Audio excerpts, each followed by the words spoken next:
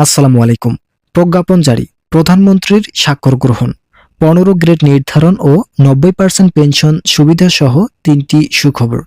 বিস্তারিত আলোচনা করার শুরুতে চ্যানেলটি সাবস্ক্রাইব করে ভিডিওটি কন্টিনিউ করুন। নবম জাতীয় বেতন স্কেল বাস্তবায়ন করার লক্ষ্যে প্রধানমন্ত্রী আজ খসড়ায় স্বাক্ষর করলেন।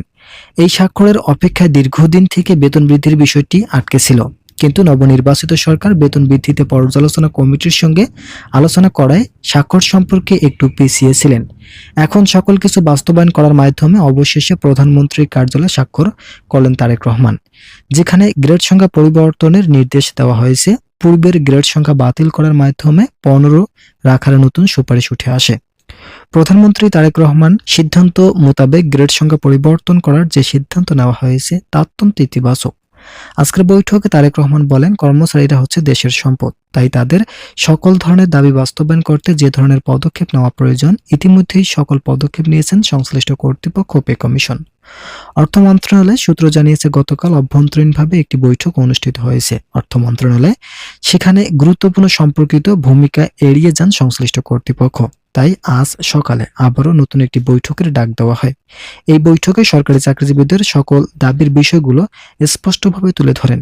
তারেক রহমান বলেন, আমরা সরকারি চাকরিজীবীদের বেতন বৃদ্ধির জন্য ইতিমধ্যে যে স্বাক্ষর দিয়েছি সেই স্বাক্ষর অনুযায়ী সকল কিছু যথাযথভাবে বাস্তবায়ন করা হবে।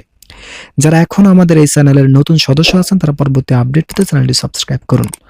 নবম জাতীয় বেতন স্কেল বাস্তবায়ন 3 ভাগে বৃদ্ধির সুপারিশ করেন কর্তৃপক্ষ ও পে কমিশন। পে কমিশন বলেন, বেতন বৃদ্ধির বিষয়টি কোনোভাবেই সহজ প্রক্রিয়া নয়। এগুলো বাস্তবায়ন করতে হলে অবশ্যই বাজেট বাস্তবায়ন ও আর্থিক প্রস্তুতির প্রয়োজন।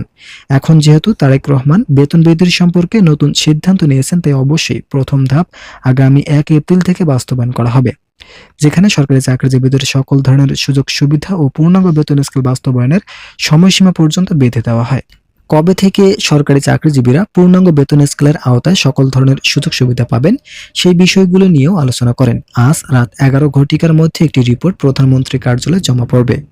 যে রিপোর্টে ইতিমধ্যে তারেক রহমান স্বাক্ষর দিয়েছেন সেই রিপোর্টের মধ্যে সরকারি চাকরিজীবীদের সকল দাবির বিষয়গুলো তুলে ধরা হয়েছে। এছাড়া কোন কোন গ্রেডের জন্য কত বেতন নির্ধারণ করা হলে কর্মচারীরা অর্থনৈতিকভাবে স্বাবলম্বী হবেন সেই বিষয়গুলো নিয়েও আলোচনা করা হয়। সংশ্লিষ্ট কর্তৃপক্ষ জানায়, কোনোভাবেই পূর্বের গ্রেড বাস্তবায়ন করা সম্ভব নয়।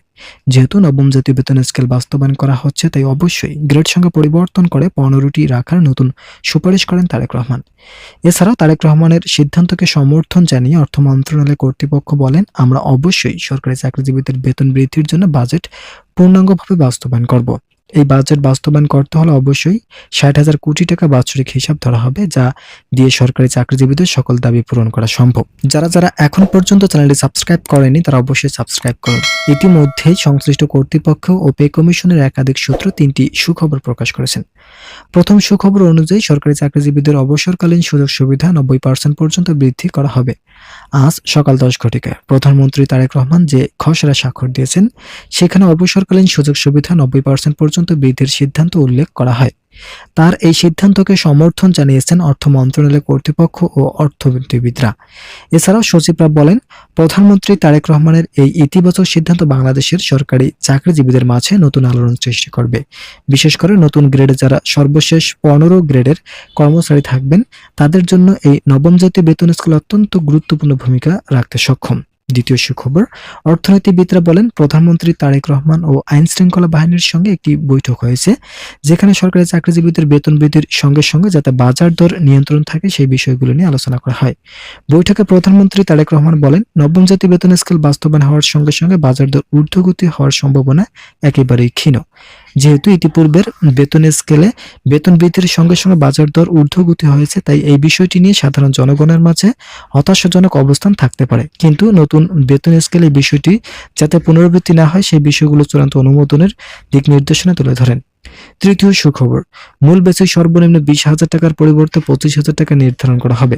কর্মচারীরা প্রাথমিক দিকে সরকারের কাছে 35,000 টাকা বৃদ্ধির দাবি জানালেও শেষ পর্যন্ত 25,000 টাকা পর্যন্ত বৃদ্ধির সিদ্ধান্ত অনুমোদন দেন সংশ্লিষ্ট কর্তৃপক্ষ ও পে কমিশন।